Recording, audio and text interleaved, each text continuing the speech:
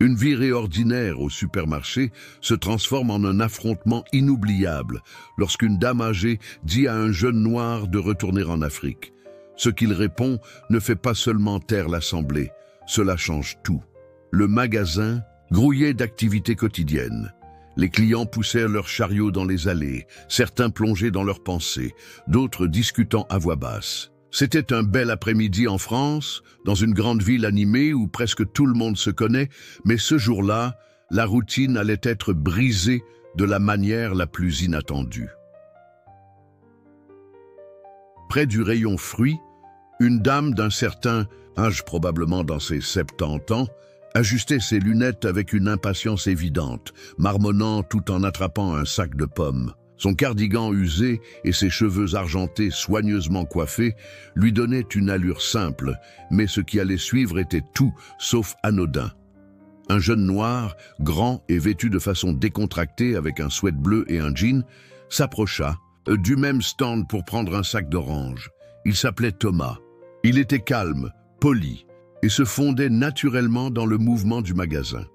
Il envoyait des messages sur son portable tout en tenant fermement son chariot lorsqu'il se produisit l'incident. La dame se retourna brusquement en apercevant Thomas et son expression changea de façon nette. Ses yeux se plissèrent et ses lèvres se serrèrent tandis qu'elle proclamait à haute voix « Vous n'avez rien à faire ici ». Thomas s'arrêta, les doigts encore sur son téléphone, et leva les yeux. Elle continua d'un ton acerbe. « Pourquoi ne retournes-tu pas en Afrique, d'où tu viens ?» L'atmosphère se chargea d'une tension palpable. Plusieurs clients s'arrêtèrent net, d'autres échangèrent des regards gênés, tandis que certains faisaient semblant de ne pas entendre. L'activité habituelle du magasin s'interrompit, laissant place à un silence lourd et inconfortable. La première réaction de Thomas fut la stupéfaction. Ses sourcils se froncèrent, et pendant un moment, il sembla sur le point de répliquer immédiatement.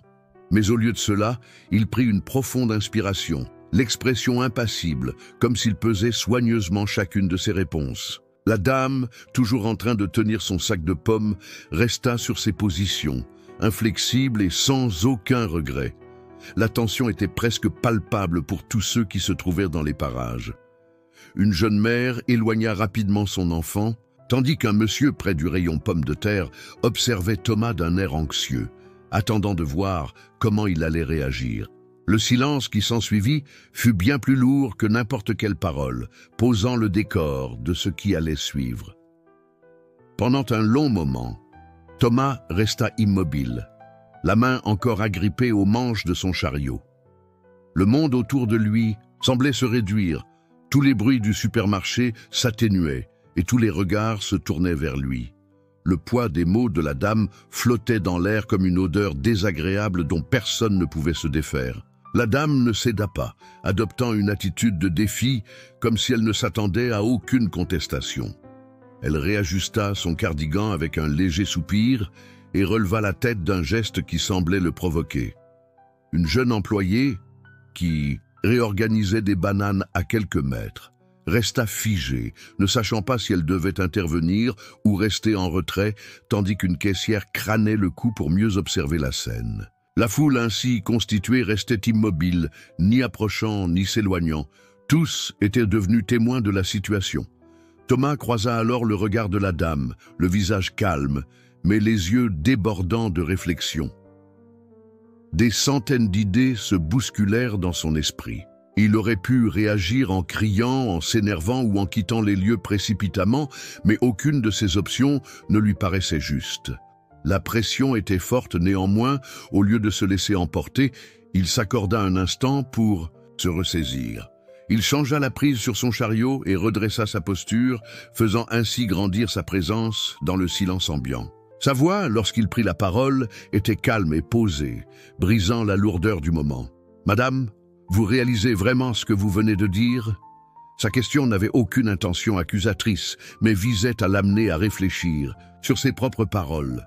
Pourtant, la dame ne semblait pas disposée à une quelconque introspection. « J'ai dit ce que j'avais sur le cœur », répliqua-t-elle brusquement, haussant le ton. « C'est mon pays.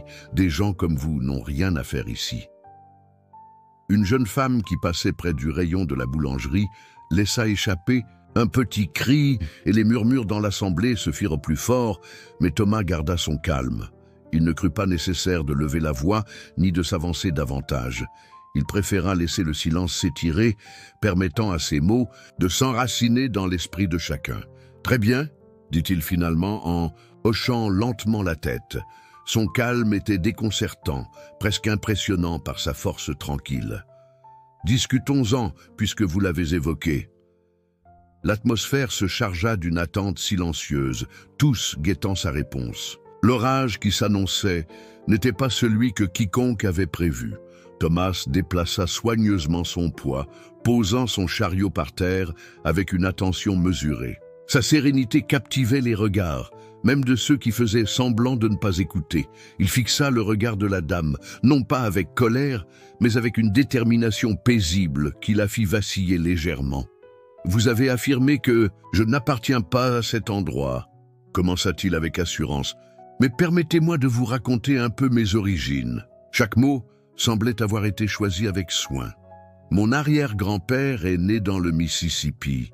Il travaillait comme métayer sur des terres qui ne lui appartenaient pas, se brisant le dos pour offrir une vie meilleure à ses enfants. Son père, quant à lui, fut réduit en esclavage, enlevé, battu et traité comme une marchandise pour contribuer à construire ce pays où vous vous trouvez aujourd'hui. Le visage de la dame se durcit, mais elle resta silencieuse.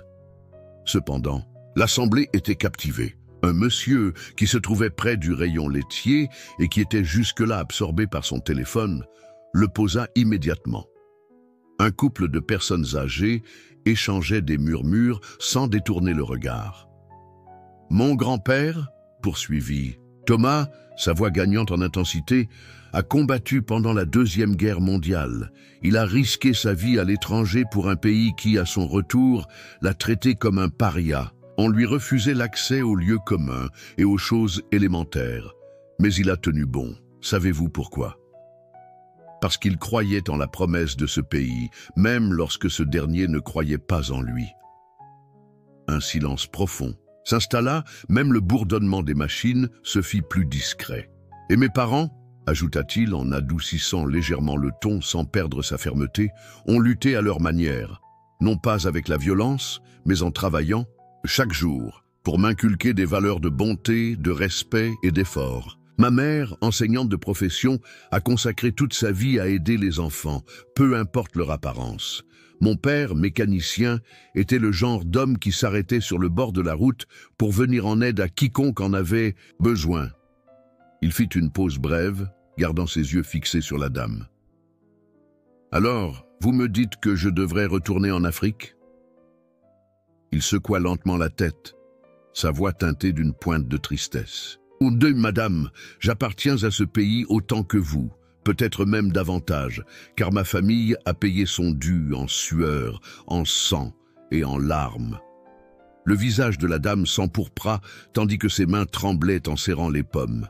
Elle ouvrit la bouche pour répondre, mais les mots se coincèrent dans sa gorge. Thomas recula d'un pas, gardant une posture inébranlable. « J'aurais pu partir, » déclara-t-il en s'adressant à tous les présents. « Mais à quoi cela aurait-il servi ? L'ignorance ne s'améliore pas dans le silence.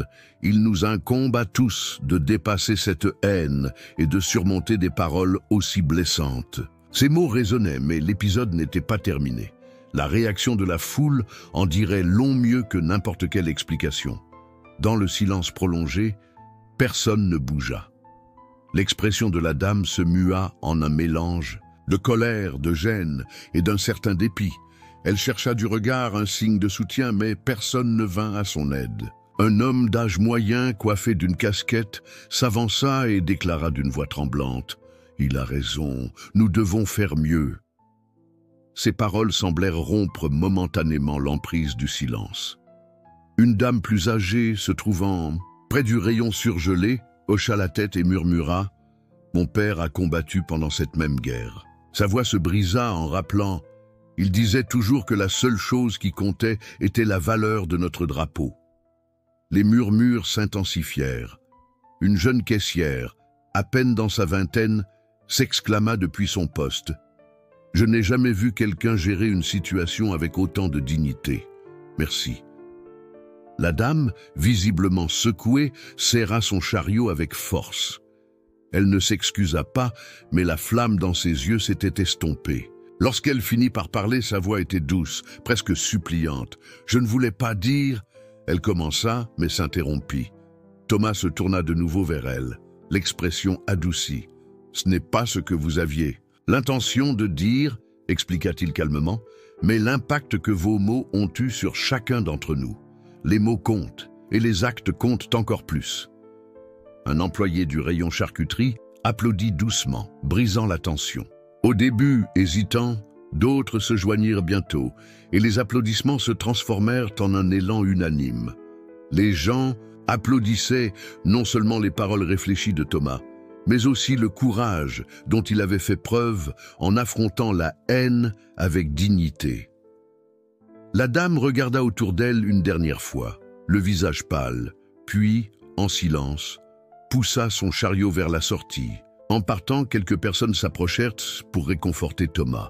Une femme posa sa main sur son épaule en disant « Merci d'avoir dit ce qui devait être dit ». Thomas esquissa un léger sourire en reprenant son chariot. « Parfois, » murmura-t-il pour lui-même, « il ne s'agit pas de gagner ou de perdre, mais de faire en sorte que la vérité soit entendue. » Peu à peu, la foule se dispersa et l'attention céda la place à la réflexion.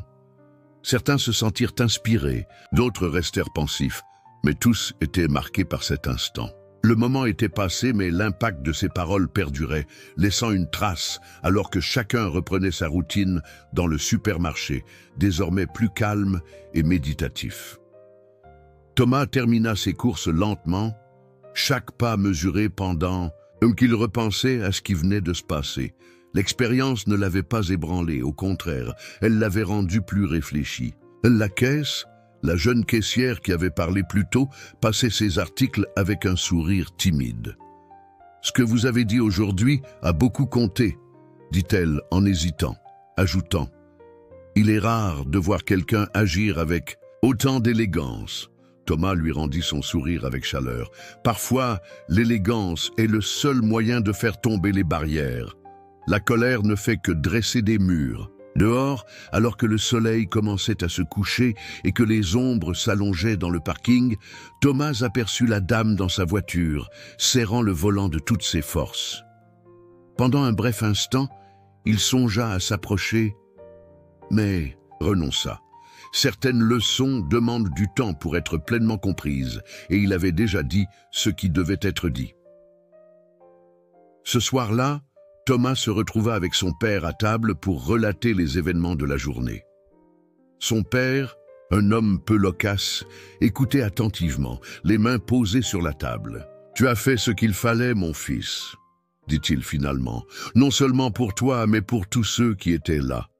Des gens comme elle ne changent pas du jour au lendemain, mais tu as semé une graine. Parfois, il suffit de semer et de laisser la graine pousser. » Thomas acquiesça, profondément touché par les paroles de son père. Il comprit que, bien que cette rencontre ait été inconfortable, elle était nécessaire. L'ignorance ne disparaît que lorsqu'on la confronte, et le silence ne fait que la nourrir. Dans l'autre bout de la ville, la dame restait assise à table, observant une assiette de nourriture restée intacte. Les mots de Thomas résonnaient dans son esprit, érodant peu à peu les barrières de ses préjugés. Elle pensait à ses petits-enfants et à l'avenir qui les attendait, et pour la première fois, elle ressentit une pointe de doute. Les jours suivants, l'histoire de ce qui s'était passé au supermarché se répandit dans tout le quartier. Les gens parlaient de la réponse de Thomas, de son courage et de la dignité avec laquelle il avait géré la situation. L'incident devint bien plus qu'un simple événement. Il se transforma en leçon, en rappel du pouvoir des mots et de l'importance de défendre ce qui est juste.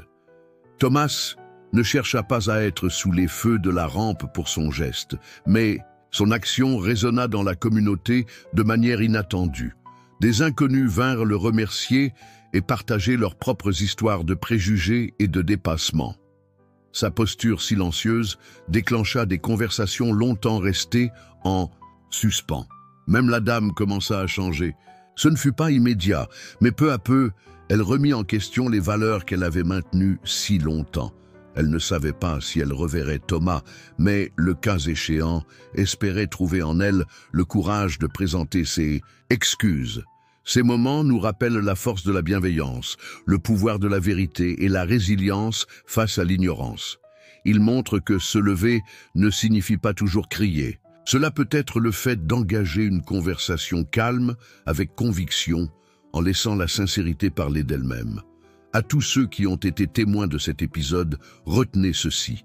Vos paroles et vos actions ont un poids immense. Elles peuvent blesser ou guérir, diviser ou rassembler. Si cette histoire vous a touché, partagez-la et contribuons ensemble à diffuser l'espoir, le courage et la compréhension afin de bâtir un monde meilleur.